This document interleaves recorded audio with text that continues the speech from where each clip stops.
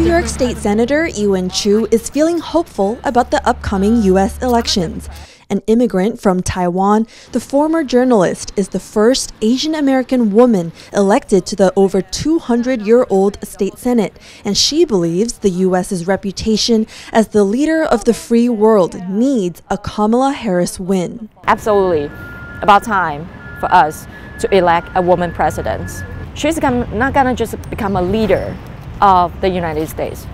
She's a leader of the world. And that's a value we need to share with the whole world. How we protect our democracy, how we amplify the freedom. Chu represents predominantly immigrant neighborhoods in Brooklyn. And the beauty of the community, she says, comes from its diversity. It's a center of the universe. Center of the universe. That's how I introduce. This is center of the universe. I represent Brooklyn. But diversity and immigration are points of contention in these elections.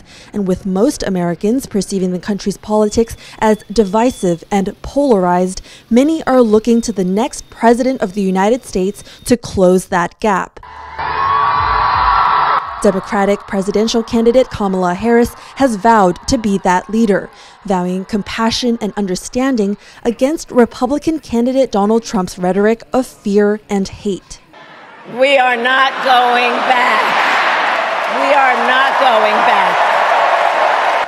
The California-born daughter of Indian and Jamaican immigrants, the 60-year-old Harris has broken barrier after barrier. She went from serving as California Attorney General to Vice President of the country.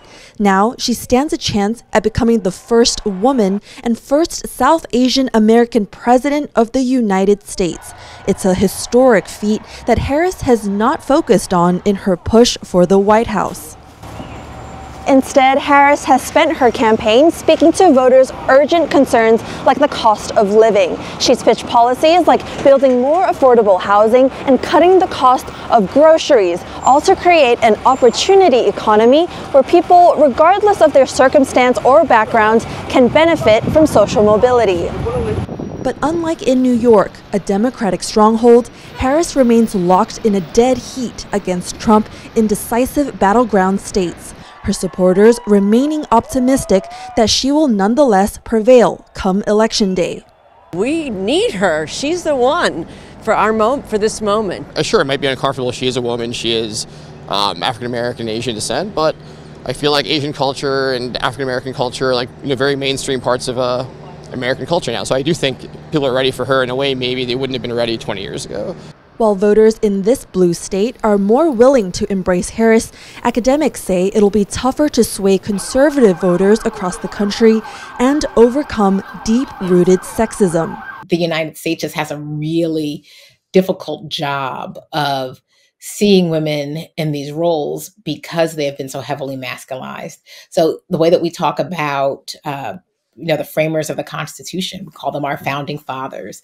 The way that we talk about our president is the father of the nation, right? Like these are very gendered terms that many people have a hard time thinking about women in these positions. Perhaps this is the right time for it. The U.S. government has been becoming more diverse. The number of women in Congress is at an all-time high, with 153 women, about 28% of all members. It's also the most racially and ethnically diverse pool of lawmakers in the country's history. For local politicians like State Senator Chu, the key is to pass the torch onwards. I'm the only woman senator, Asian woman senator in the whole state, 248 years now. It is my mission to make sure our next generation, they have the opportunity, they have the platform, they have the training, be able to be ready for when the opportunity is there, when we need a new leaders. It's the same message as Kamala Harris's. She is already the first woman to hold the vice presidency and now potentially the top office, and says she will not be the last, pledging to ensure that the United States keeps its spirit as a place of possibilities. Luffy Lee and Joyce Tseng in Brooklyn, New York for TaiwanPlus.